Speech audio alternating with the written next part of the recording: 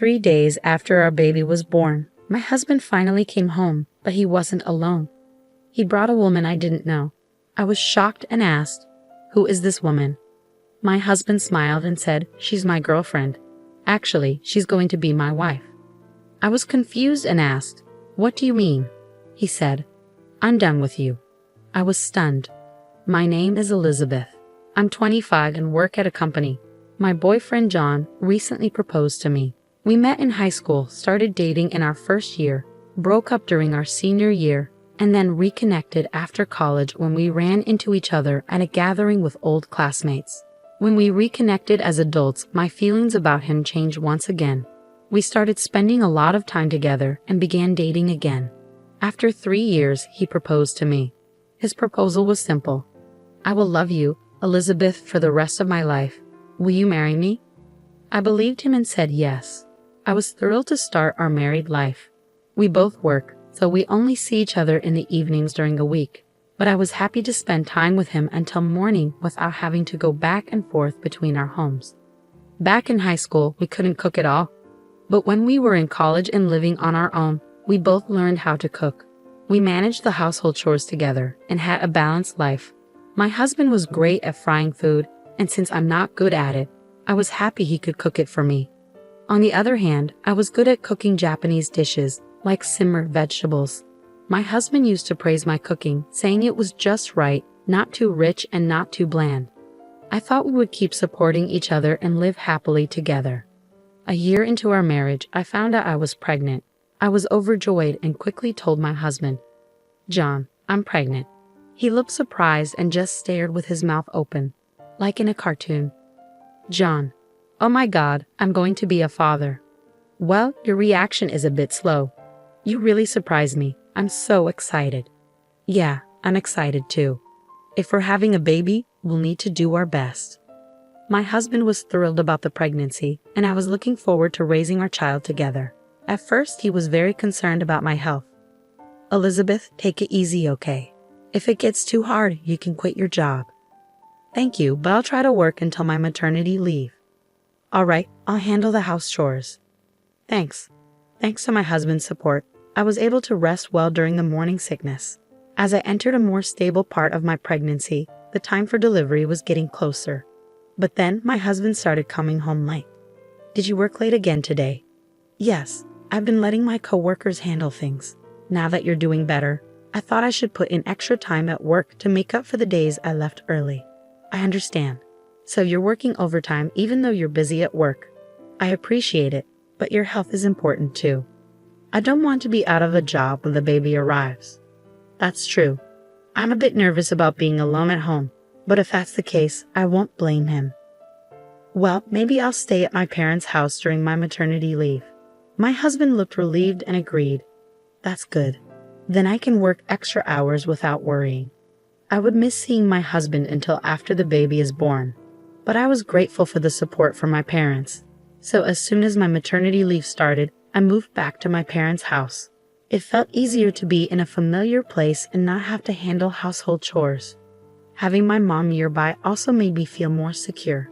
However, I was worried about one thing. My husband had been slow to respond to my messages.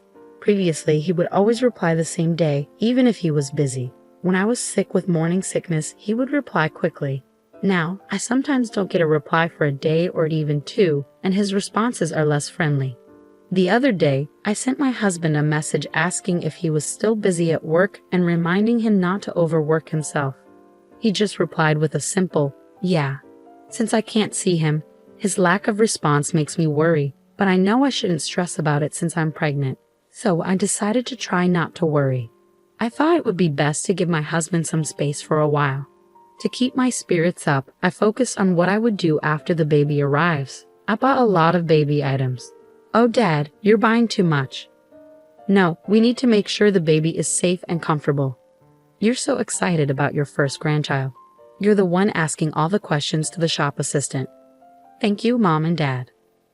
My parents were excited for the birth of our child, so I didn't let my husband's slow replies get me down.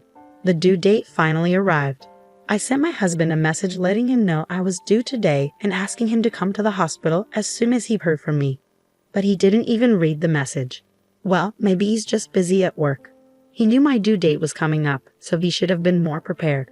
As my labor pains began, we went to the hospital. I was about to give birth, and since I didn't have time to call him myself, I asked my mother to leave him a voicemail saying I was in labor.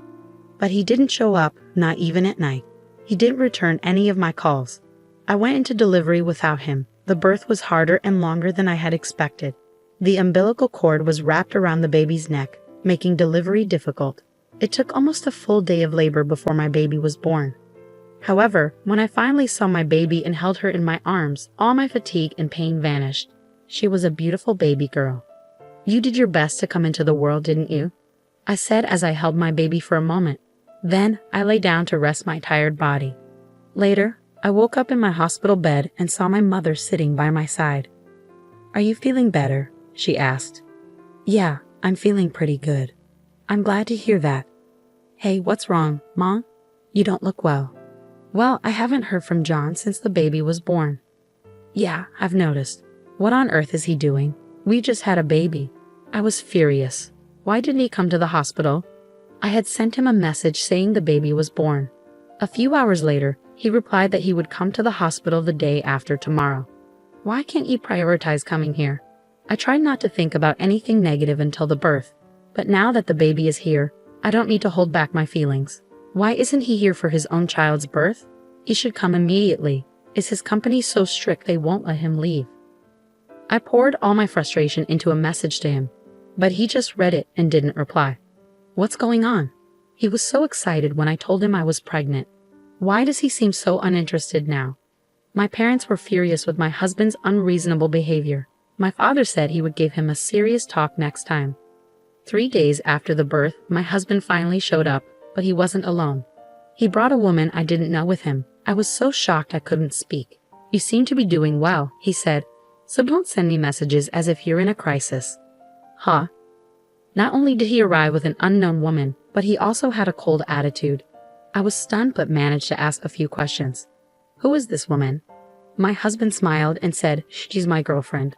Or better yet, my future wife." "What?" The woman next to him chimed in, laughing and lightly tapping my husband on the shoulder.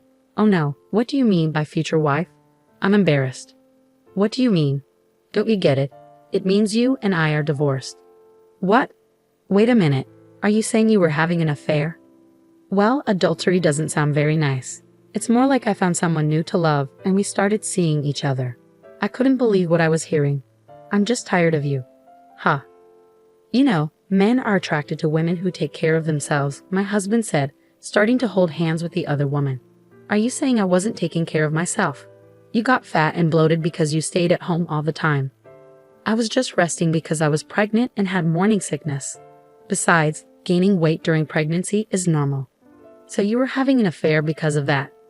"I want to keep romantic feelings for my wife, even though we're married, but I don't feel that way about you anymore." "I found someone even better," my husband said as he and the woman started flirting again. I had reached my breaking point. "All right, I'm done. Just get a divorce or whatever and leave. I'll go without you telling me." With that, my husband and the woman left the hospital room. He never even looked at the baby's face or asked about the child's gender, so it was clear he didn't care anymore. It looks like I'm going to be a single mother. This was incredibly hard for me, especially right after giving birth. While I was feeling overwhelmed, the door to my hospital room opened. Huh? I was shocked when my husband and my mother-in-law walked into the room. "Why are you here?" "Elizabeth, I heard everything, and I'm so sorry about my foolish son," my mother-in-law said. She had bumped into my husband and his girlfriend in the parking lot, questioned him, and heard the same story I did. She sent the girlfriend away, then brought my husband here. "What do you think you're doing? You're having an affair while your wife is pregnant, and now you want a divorce? Your father would have been furious if he knew." My father-in-law had passed away a few years ago. I didn't have a choice. She came to me, and I fell in love with her. How could I have married such a man? I said, "You clearly care about her so much. Elizabeth, do you still want to stay married to John?" My mother-in-law asked. But I had already made up my mind. "No, I want a divorce now." "Well, that's fine." My husband's face brightened when he heard my decision. "Then there's nothing wrong." "Not so fast. You'll be paying alimony for your affair and child support for your child. What? Of course. You committed adultery, so you need to take responsibility. And if you divorce Elizabeth, I'll stop sending you money. What? No way. Sending money? What do you mean sending money? Well, what Elizabeth didn't know is that his income is so low that he asked me to send him a few $1,000s every month. He said he needed it to support his life with you. I never heard that. My husband's salary was low, and I had been covering for it with my higher income. In other words, he had been using the money my mother-in-law sent him to support his affair. This pushed my mother-in-law to her breaking point. I'm going to make you pay back every penny I've given you. I'm cutting all ties with you. Don't ever come back to my house. No, wait. Elizabeth, I'm sorry for all this. I'll find you a top-notch divorce attorney and you can get as much money as you can from him. Oh, thank you very much. My mother-in-law left the hospital with my husband. I made sure to demand alimony and child support from him. And of course, I also sought alimony from his mistress. My husband ended up deep in debt, and my mother-in-law abandoned him. The woman he was seeing also left him once she realized he no longer had any money. He spent his days struggling to pay alimony and child support while living alone and poor. I have no intention of letting my child see my ex-husband. I want him to feel regret for the rest of his life while he deals with the financial consequences. Meanwhile, I've returned to work as a single mother and am working hard to raise my child.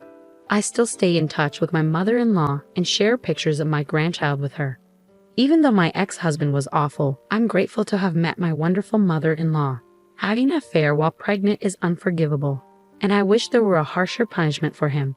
But at least the woman got rid of someone like him. I hope you and your daughter find happiness together from now on.